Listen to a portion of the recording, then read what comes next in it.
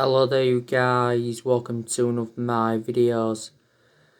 Gonna be giving you my predictions for our game against West Ham.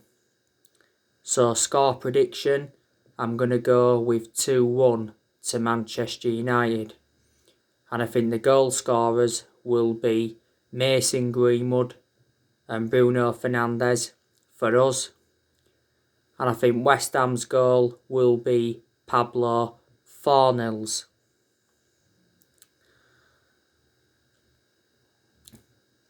Now we're looking to beat West Ham for the third time this season. We've already beaten them twice. We've beaten them 3-1 at London Stadium in the Premier League.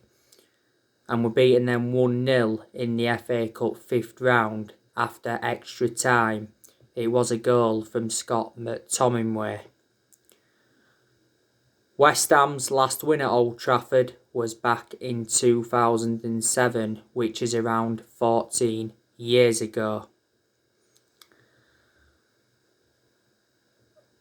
We're coming into this game on the back of a 1-1 draw with AC Milan in the Europa League round of 16 first leg. And it was a very average performance by Manchester United against AC Milan. For large periods of the game, AC Milan dominated. They had good chances. They had 2 disallowed goals. One for offside from Raphael and the other one for a handball from Kessie. We had some chances in that game. Harry Maguire missed an absolute sitter. He hit the post from a yard out. It's the worst miss I've seen in football history. Daniel James had a good chance, put it wide, and Martial had a good chance, produced a good save from Donnarumma. Henderson should have certainly kept out AC Milan's equaliser in injury time. And Solskjaer's substitutions in that game were clueless. So yeah, AC Milan have the upper hand going into the second leg because they have got that vital away goal. We won our last league game. We beat Man City 2-0. It was a very, very good result. Wasn't only a good result, it was a very, very good performance by Man United. We beat the best team in England and we ended Man City's 21 match winning run. And we are unbeaten in our last 22 Premier League away games. And I'm really surprised the way Solskjaer approached that game against City because he did show tactical flexibility. But this will be a tough game against West Ham because West Ham are enduring a very, very good season. I think they're sitting like 5th in the Premier League and that's very, very good to their standards. So certainly West Ham are in the top 4 race.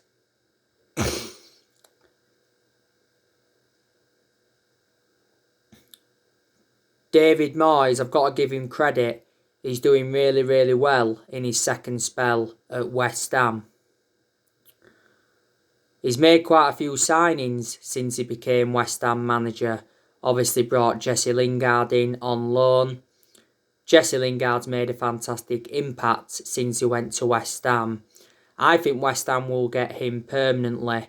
Lingard can't play against us tomorrow. Also brought Benrahma in. He's done very, very well at West Ham. Brought Craig Dawson in. He's also done well. Brought Vladimir Coufal in. Brought Frederick Ibsen in. And brought Souček in. And Souček has made a fantastic impact. So they're the signings Moyes has made. West Ham have got quite a few players that could cause us all sorts of problems tomorrow. Pablo Fornals, he could cause us problems. Mikel Antonio, he's another player that could cause us problems. They've got Jared Bowen. They've got Lanzini. They've got Mark Noble. Mark Noble has been at West Ham for several years.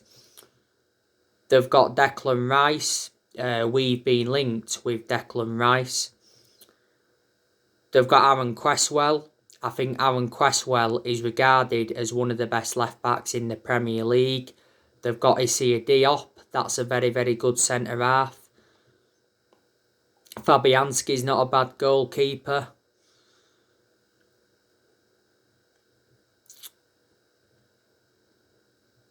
West Ham have got quite a few injuries. Yarmolenko, he's been out with injury.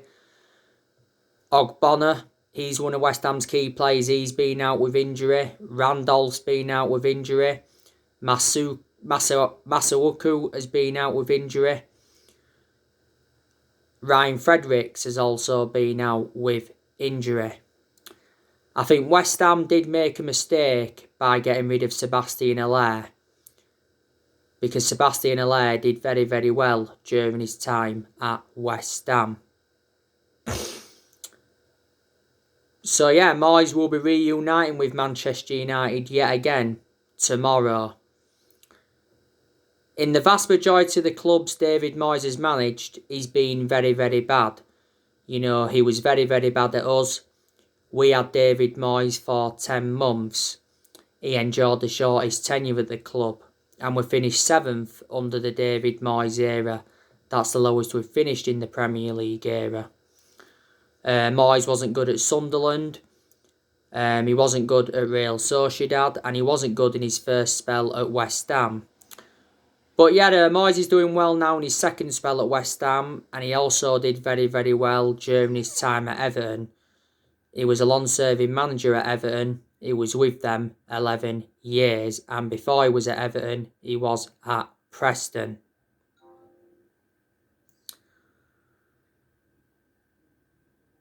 As you all know, Man United have got an injury crisis. We've got 7 players out with injury. Marcus Rashford, he's got an ankle injury. He's not going to be available for tomorrow. Marcus Rashford sustained this ankle injury in our 2-0 win against City. Rashford did have the scan on his ankle. It turns out there was no ligament damage on his ankle. It just said his ankle is bruised and swollen. Solskjaer is hopeful that Rashford will be available for the second leg against AC Milan on Thursday. Edison Cavani, he's not going to be playing this game. He's got an injury. Donny van de Beek, he's got a muscular problem. Donny van de Beek has played nowhere near as much as I expected anyway. You know, most of Donny van de Beek's appearances have come from the bench when he's played. He's only started 2 games in the league this season. But when we got Donny van de Beek, I was expecting him to start games week in, week out, but that hasn't materialised. Solskjaer made an admission earlier on this season saying that Donny van de Beek is unhappy at the club due to his lack of game time, but he promised him more game time at Manchester United. We got him in a deal worth £40 million. We paid £35 million up front and there was £5 million in add-ons. He's versatile, Donny van de Beek, because he can play in 3 different roles. Paul Pogba, he's out with a thigh injury. The last game Paul Pogba played was the 3-3 draw with Everton. And Paul Pogba has been a big miss, because we do lack creativity in that midfield. Without Paul Pogba, we are far too defensive. We was getting the best out of Paul Pogba before he sustained this thigh injury. He was out with an ankle injury earlier on this season, and he was out for the vast majority of last season with an ankle injury. But he should be returning at some point this month, should Paul Pogba. You know, Juan Mata, he's out with injury. Juan Mata doesn't get in our team anyway. Phil Jones, he's still out.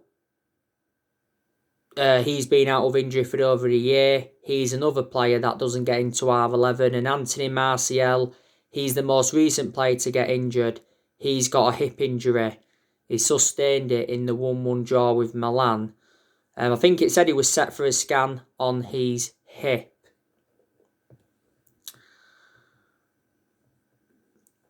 De Gea, by the way, has now returned to Manchester. He's self-isolating. Solskjaer said he could possibly be back in goal for the game against West Ham tomorrow, but I think we will stick with Dean Henderson. But Solskjaer will make some changes from the 1-1 draw with AC Milan. This is definitely a must-win game for Man United.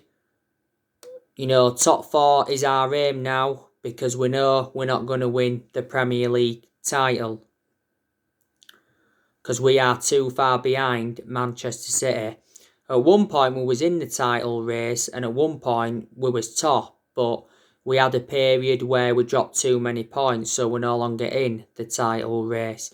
I can almost assure that we will finish in the top 4, but top 4 is not guaranteed yet.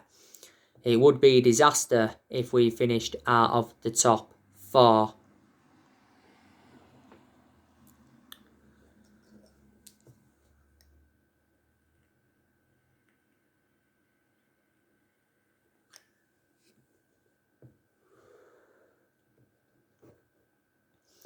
After West Ham, it is AC Milan in the second leg at the San Siro. Then it's Leicester in the Cup, and then it's the international break.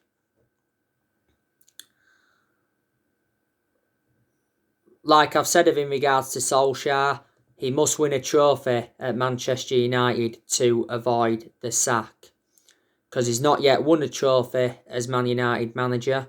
And we haven't won a trophy since 2017, and a club of our stature needs to be winning trophies.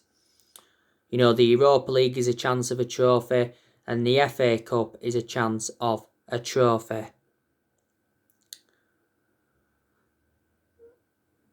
I can assure Solskjaer is not the long-term manager for Man United, but I think he will be given another season at the football club. There's quite a lot of Man United fans that are Ole Gunnar Solskjaer out. But we can't sack him at this present time because as far as I'm aware at the moment no one is available to replace him. I've told you my biggest concern about Solskjaer is his decision making because in the vast majority of his games at Man United he's been tactically naive. But there's been some games where he's showed tactical flexibility, but he's got to show tactical flexibility persistently. And another one of my concerns about him, he hasn't got a proven pedigree as a manager. We're set to give him a new contract in the summer. I think Man United are set to hand him a new 3-year contract. Earlier on this season, it said that Solskjaer's future was in doubt because he admitted that nobody had spoke to him regarding a new contract. Ole is into the final, 16 or 17 months of his current contract. Like I said earlier on today, if Man United were to sack Solskjaer, would that be the answers to Man United problem? Would that be the answer to Man United's problems? Like I said, in some aspects, yeah, some aspects, no. Because when we have been inconsistent, not all of the blame stems from Solskjaer, but some of the blame stems from Solskjaer. You know, did we make a mistake giving him the job permanently? There was quite a lot of Man United fans saying that we give Solskjaer the job too soon. Maybe we should have waited until the end of that particular season to decide or not whether to give him the job. You know, he's been Man United manager over 2 years now. Reflecting now on his being at the football club, he has gained some managerial experience and he has learnt quite a bit on the job. You know, we appointed Solskjaer in December 2018 to replace Jose Mourinho.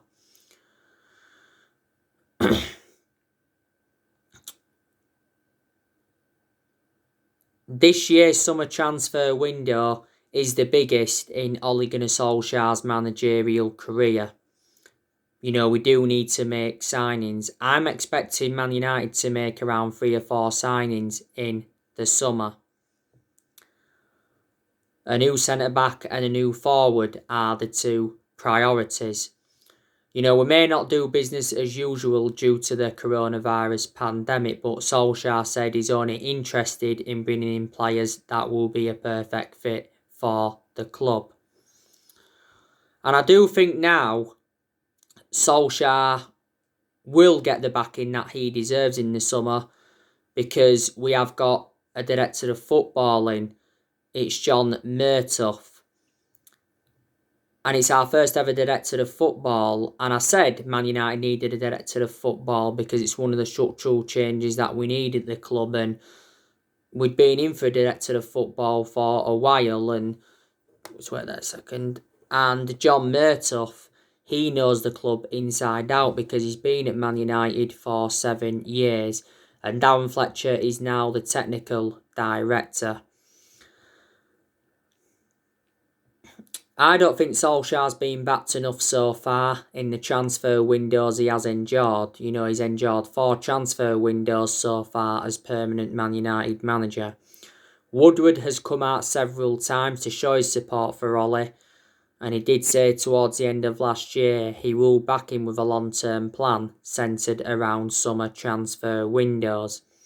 And even enjoying them bad periods, Woodward come out and assured that Solskjaer's job was safe. But like I've mentioned before, our board have a soft stance on Solskjaer, with him being a club legend. Woodward recently did a statement and he says the progress by Solskjaer and the players this season is clear. So in that aspect, he is backing Solskjaer. But our recruitment policy has been poor for a while, and the managers that we've had haven't got the players that they wanted to recommend in. So in that aspect, the blame stems from the board.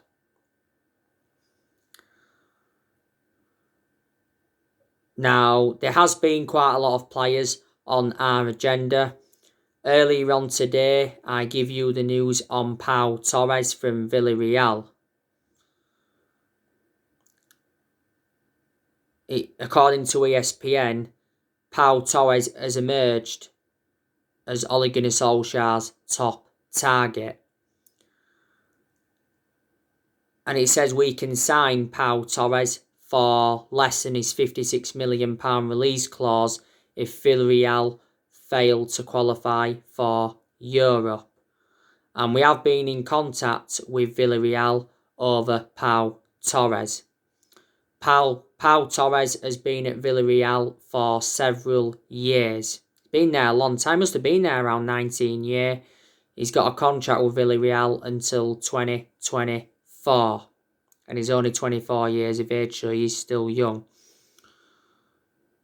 Jules Koundé, he's been another centre-half on our agenda. Now, Jules Koundé's teammate Diego Carlos said that Jules Koundé is ready for a big club. Diego Carlos spoke highly about Jules Koundé. Now, there was narratives coming out earlier on this season saying that we was unwilling to meet Jules Koundé's £68 million release clause, but he says we are prepared to pay £61 million for him. La Razón, the Spanish outlet, said earlier on this season that we were considered the favourites to sign him. His performances this season for Sevilla have been very, very good. Sevilla paid £22 million for him from Bordeaux in the summer of 2019. He's got a contract with Sevilla until 2024. Rafael Varane, there's been narratives coming out saying that Real Madrid are prepared to sell him on one condition. Rafael Varane must inform Real Madrid on his decision to leave. And the AS recently said that Rafael Varane has decided that he wants to come to the Premier League in the summer.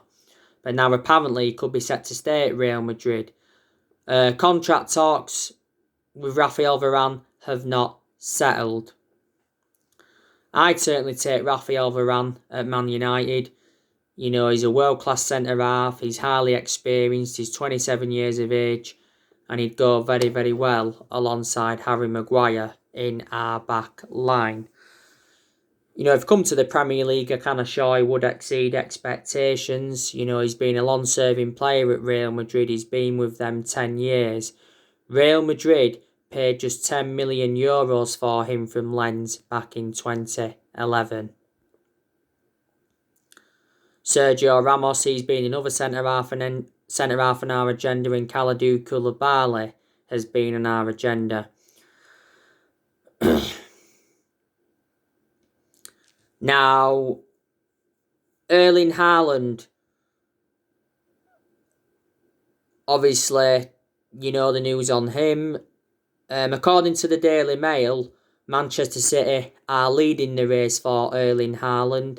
Chelsea and Real Madrid have also been interested. There's been a lot of clubs in for Erling Haaland. Now, we know Ole Gunnar Solskjaer would love to sign him. It would be good to see Ole Gunnar Solskjaer reunite with the player, because Solskjaer knows Haaland well. Solskjaer was the one that gave Erling Haaland his debut at just the age of 16 at Molde. You know, back in December 2019, Solskjaer and Woodward went to Norway to meet up with Erling Haaland to negotiate a possible move to Man United. Earlier on this season, Solskjaer said he was following Erling Haaland's progress, and he said he's keeping in touch with Erling Haaland and is our number one transfer priority. Since Haaland's arrival at Dortmund, he's been a revelation. Dortmund paid just £17 million for him. He's got a contract with Dortmund till 2024. He has a £68 million release clause, but he doesn't become active until next year. Like I updated you recently, it says Erling Haaland and Harry Kane are our two top targets if we decide to sell Martial in the summer. You know, do you think we could still sign Jadon Sancho in the summer?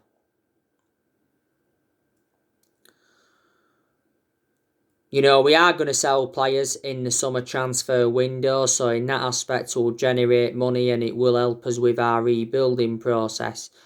You know, I think there's a good chance we'll offload Juan Mata in the summer. Juan Mata doesn't get in our team.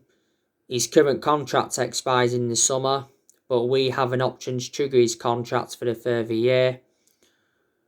I think 3 Italian clubs have been in for him. Earlier on this season, Mata rejected an $18 million a year contract offer to play in Saudi Arabia. Juan Mata's had a good career at Man United. He's been at the club over 6 years. He's made over 200 appearances in all competitions and he's scored 50 goals. We got Juan Mata in a deal worth £40 million from Chelsea back in 2014. But he's done well in the games he's been involved in. A lot of United fans are saying we should offload Anthony Martial in the summer because he's no longer good enough to represent Man United.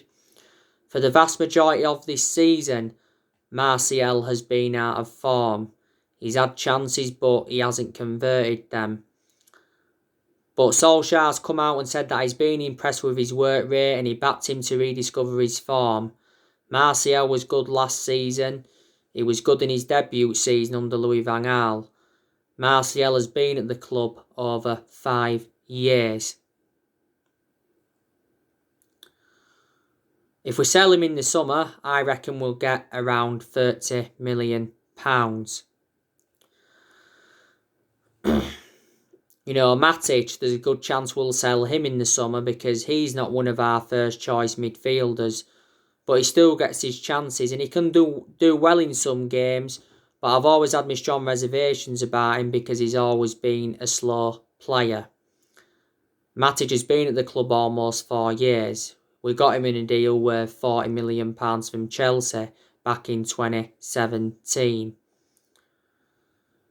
Edinson Cavani, there's a good chance he's going to leave the club in the summer. Solskjaer's come out and said that he's closer to going to Boca Juniors than staying at Man United. Prior to that, he said Edinson Cavani's future has not been decided. Now, Edinson Cavani's father did say that Edinson Cavani is unhappy at the club and he's not comfortable in England and he wants to leave Man United.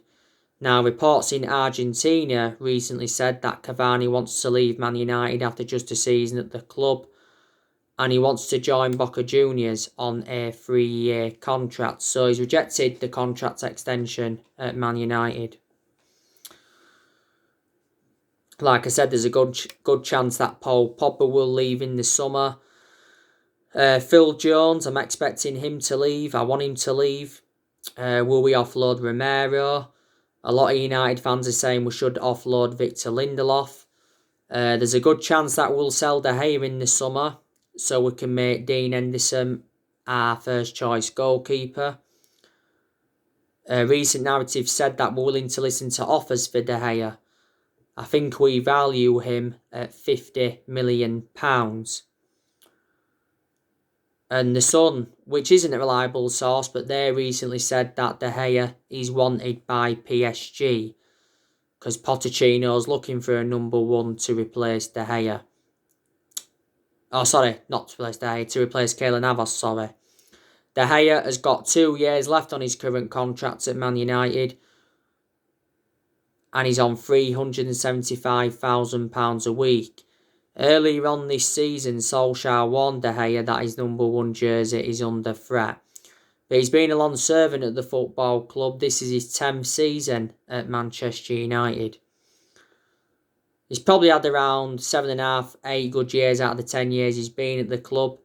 A few years ago, he was regarded as the best goalkeeper in the world, but in the last couple of years, he's made calamitous mistakes, so reflecting on that, he's become a liability. And as you all know, De Gea is now back because he's been unavailable recently due to personal reasons. But I've already said, we should make Dean Henderson our number one because I think Dean Henderson is now reliable enough to become our number one because he's got that experience behind him and he's done well in the games he's played in this season.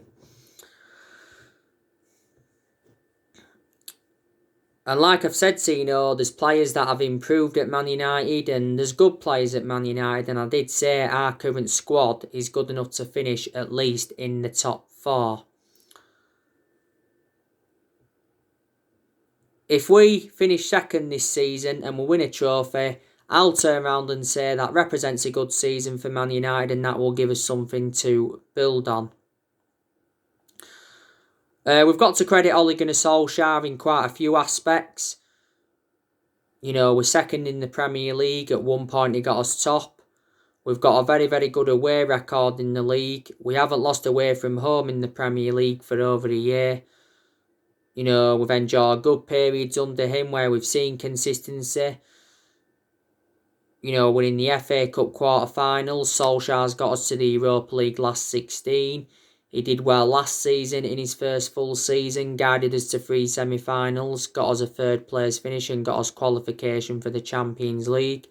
We also went on a 19-game unbeaten run in all competitions last season and was 14 unbeaten in the Premier League. Despite Solskjaer not getting all the players that I wanted to recommend in as yet, I still think he has made good signings at Man United. He's spent nearly £300 million. I also like the way he's promoted the youth. And Solskjaer's also got rid of a lot of players since he got recommended in. So yeah, they are the positives. But in the last 8 years, we have been playing catch-up, haven't we? And I think we've made mistakes in the last 8 years, and that's one of the main explanations why we haven't been as consistent as we'd like to have been. We've had different managers with different philosophies. 3 managers have been sacked since Ferguson. We sacked David Moyes, sacked Louis van Gaal, and we sacked Jose Mourinho. And we've overpaid for players in recent years. We've spent over £1 billion on players, and we've brought around 37 players in since Ferguson retired. But to be honest with you, I don't see us winning the title under Solskjaer. We haven't won the Premier League since 2013. So there you go. So anyway guys, that's everything to update you today. Drop your comments, likes below on the channel. If you do, consider subscribe as always, and take care. God bless, and I'll see you all again very, very soon.